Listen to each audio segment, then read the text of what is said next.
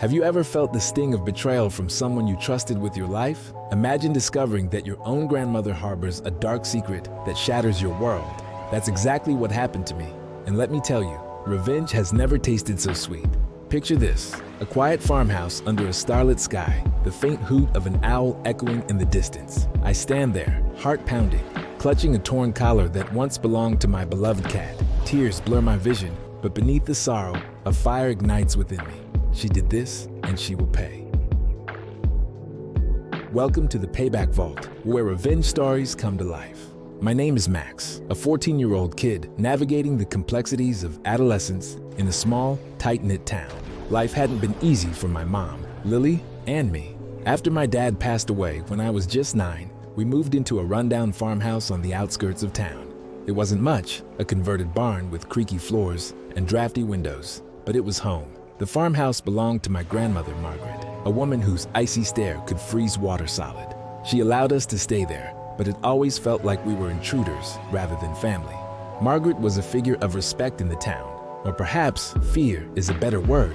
She owned significant land, had influence over local businesses, and her word was often taken as law. But beneath that veneer of respectability lay a cold, manipulative heart. One crisp autumn morning, as the leaves turned shades of amber and gold, a tiny white kitten appeared on our doorstep. She had the most captivating blue eyes and a purr that could melt the coldest heart. I found her curled up in an old cardboard box, shivering. Without a second thought, I scooped her up and brought her inside. "Mom, look what I found!" I exclaimed, holding up the little bundle of fur. Mom smiled softly. "She's adorable, Max. What are you going to name her?" "Snowball," I decided instantly. From that moment on, Snowball became part of our family. She brought a light into our lives that we desperately needed. Every morning, she'd nuzzle my face to wake me up, and every evening, she'd curl up on my lap as I did my homework. However, not everyone was thrilled about our new family member. Grandma Margaret detested animals, especially cats. During one of her unannounced visits, she spotted Snowball perched on the windowsill, basking in the sunlight. "What's that creature doing here?" she demanded, her eyes narrowing into slits. "This is Snowball," I said, trying to keep my voice steady. "She's my cat." "Get rid of it," she snapped. "I won't have pests on my property." "She's not a pest, she's family," I retorted, hugging Snowball tighter. Margaret's lips curled into a sinister smile. "You have until the 10th to leave, both of you." "Mother, that's unreasonable," Mom interjected. "We have nowhere else to go." "Not my problem," Margaret replied coldly. "Maybe next time, you'll think twice before defying me." Failed attempts and rising tension. The days that followed were tense. We tried everything to find Snowball a new home. I even put up flyers around town and posted on community boards, but no one was willing to take her. Word had gotten around that Margaret disapproved, and people were too afraid to cross her. Margaret's visits became more frequent and more menacing. She'd show up unexpectedly, her sharp eyes scanning every corner of the house. One evening, as the sun dipped below the horizon, painting the sky in hues of purple and orange, Margaret cornered me outside the barn. "Time's running out," she whispered, her voice dripping with malice. "If that cat isn't gone by tomorrow, you'll wish you'd listened." A chill ran down my spine. There was something unnervingly cold about the way she said it. That night, I couldn't sleep. I had a gnawing feeling that something terrible was about to happen. I decided to take precautions. I bought a GPS collar for Snowball, hoping that if anything happened, I'd be able to find her. I also started keeping a journal, documenting every interaction with Margaret. Something told me I'd need a record of her threats. The next morning, the farmhouse was eerily quiet. Snowball usually greeted me with playful meows, but today, silence. Panic set in. I searched every corner of the house, calling her name. Mom joined in, worry etched on her face.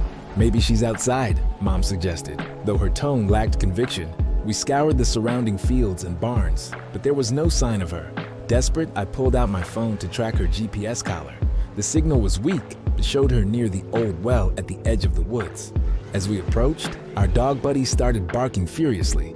My heart pounded in my chest. Lying there among the fallen leaves was Snowball, motionless. "No, no, no," I whispered, dropping to my knees. I scooped her up gently. There were no visible wounds, no signs of an animal attack, just a small trickle of blood from her mouth. Mom gasped, covering her mouth with her hand. "Oh, Max!" I cradled Snowball, tears streaming down my face. "She did this," I said through gritted teeth. "Max, we don't know that," Mom began, but her eyes betrayed her doubt. "Who else could it be?" I snapped. "She threatened us." Mom sighed, pulling me into a hug. "We need to handle this carefully." As we walked back to the house, a storm brewed within me. The sadness was overwhelming, but anger was quickly taking its place. Margaret had crossed the line, and I wasn't going to let her get away with it. Now, what would you do if someone you trusted tore your world apart? The master plan and execution. That night, sleep eluded me. Images of Snowball haunted my mind, and Margaret's chilling words replayed over and over.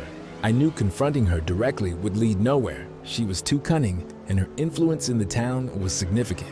If I wanted justice, I had to be smart. I began by solidifying the evidence. Mom and I documented everything. The GPS data showing Snowball's last location, photographs of her condition, and detailed notes of Margaret's threats. I also secured the journal where I'd been recording every unsettling encounter. Next, I needed allies. I confided in my best friend, Jake, and together we brainstormed.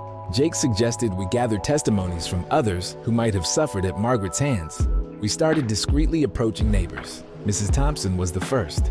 "Mrs. Thompson, can I ask you something?" I began hesitantly. She smiled kindly. "Of course, dear. Have you ever had any issues with my grandmother?" Her expression shifted. "Why do you ask?" I told her about Snowball, and her eyes softened with sympathy. "Oh, honey, I'm so sorry." She hesitated before continuing.